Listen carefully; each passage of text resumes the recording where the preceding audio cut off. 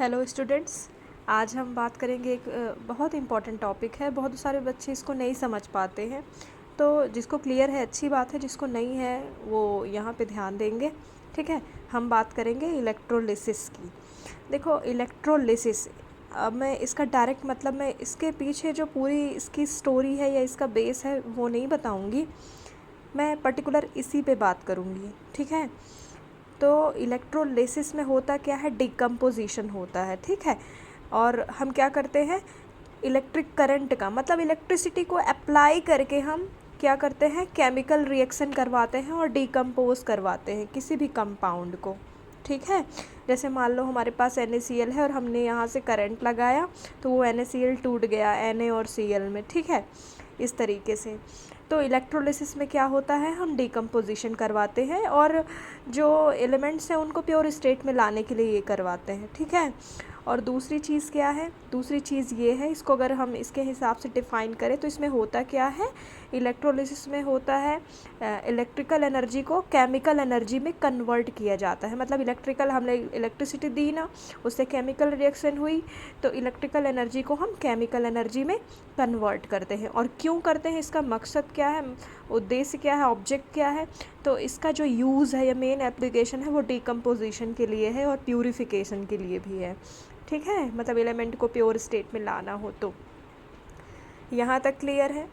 अब देखो electrolysis, lysis means टूटना होता है, इलेक्ट्रो मतलब इलेक्ट्रिक करंट के द्वारा हम डिकम्पोजिशन करवाएं। ठीक है, अब यहाँ पे एक ये सेल होता है। ठीक है, यहाँ पे ये बैटरी है। ठीक है, यहाँ पे दो इलेक्ट्रोड हैं, एक एनोड है और एक कैथोड है।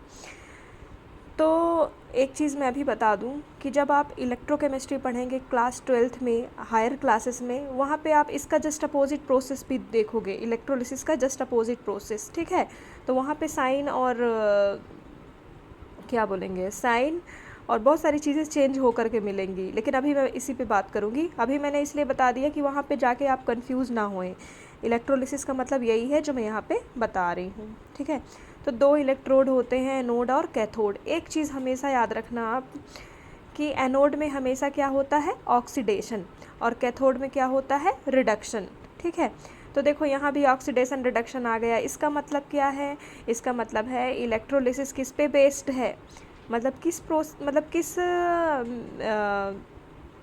प्रोसेस पे बेस्ड है, क्या ऐसा होता है, तो वो है रिडॉक्स रिएक्शन पे बेस्ड है ना। रिडॉक्स रिएक्शन ही होती है इसमें। इतनी क्लियर है। अब देखो एनोड जो है, एनोड पे हम पॉजिटिव टर्मिनल जोड़ते हैं, ये टर्मिनल पॉजिटिव जोड़ते हैं, एनोड पे होता ऑक्सीडेशन है, और कैथोड पे नेगेटिव टर्मिनल जोड़ते हैं। ठीक है, यहाँ पे हम इलेक्ट्रोलाइट लेते हैं या वो सब्सटेंस लेते हैं जिसका हमको इलेक्ट्रोलिसिस करवाना है। क्लियर। अब कुछ चीज़ें इंपॉर्टेंट जान लेते हैं इलेक्ट्रोलिसिस के बारे में। देखो इलेक्ट्रोलिसिस में एनोड पॉजिटिव होता है, एनोड पे ऑक्सीडेशन होता है, ये मैंने बता दिया। कैथोड नेगेटिव टर्मिनल अटैच होता है और यहाँ पे रिडक्शन होता है।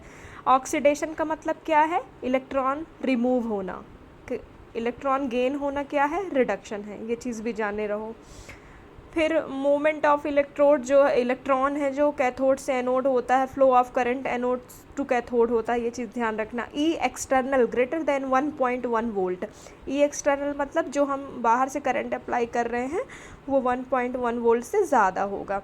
डेल जी अभी जो 10th वाले बच्चे हैं वो इसको इतना नहीं जानेंगे, बट मैं बता रही हूँ। जी का मतलब होता है फ्री एनर्जी। ठीक है, थर्मोडायनेमिक्स में आप पढ़ोगे हायर क्लासेस में।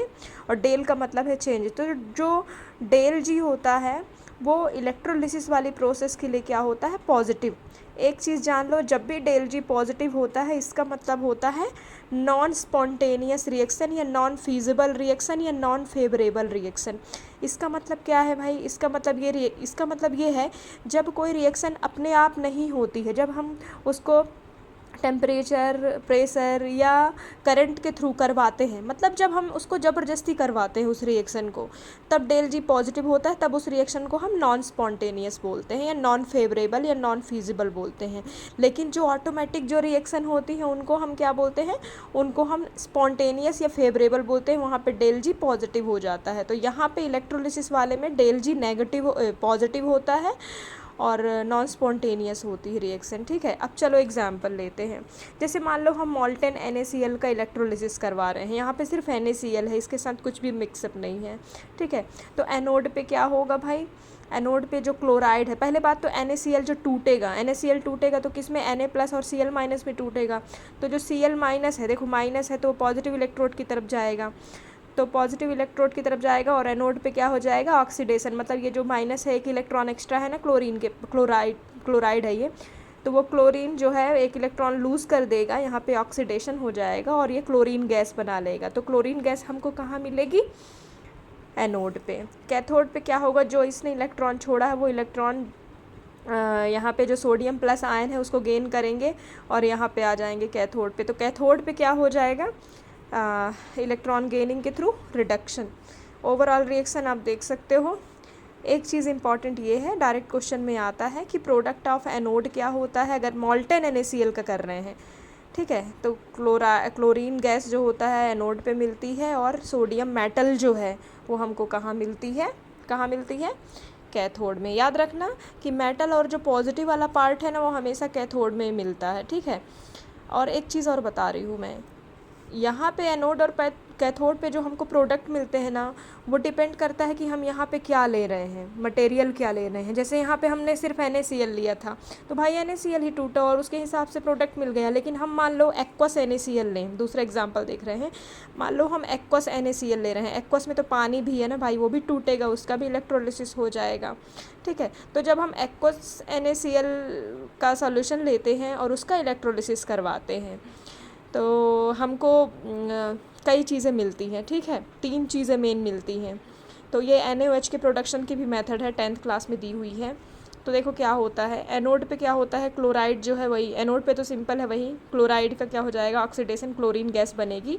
और ये कैथोड पे क्या होगा, जो H+ है वो इलेक्ट्रॉन गेन करके हाइड्रोजन गैस बनाएंगे। तो कैथोड पे हाइड्रोजन गैस और एनोड पे क्लोरीन। ये हाइड्रोजन कहाँ से आया, एक्वस वाले से। देखो NaCl जो है वो टूटा था किस में ध्यान देंगे आप, NaCl था वो किस में टूटा था, Na+ और क्लोराइड माइनस में, और H2O किस में टूटा था, H+ और OH में। तो देखो क्लोराइड का ऑक्सीडेशन हो गया और H+ का रिडक्शन हो गया। अब बचा कौन, Na+ और OH। तो Na+ और OH जो बचे हैं वो मिक्सअप होके क्या बना लेंगे, बाई प्रोडक्ट बना लेंगे, NaOH बना लेंगे। तो ये प्रोसेस जो है ना NaOH के प्रोडक्शन की भी होती है, ठीक है। तो इस प्रकार हमको क्या मिल जाता है, एनोड पे क्लोरीन गैस, कैथोड पे हाइड्रोजन गैस, और जो हमको एक्स्ट्रा प्रोडक्ट चाहिए वो एनोड कैथोड पे नहीं, अलग से जमा हुआ मिलता है, वो NaOH होता है, ठीक है। तो डिपेंड करता है कि हम क्या लेते हैं, उसके हिसाब से हमको प्रोडक्ट ऑफ इलेक्ट्रोलिसिस मिलता है।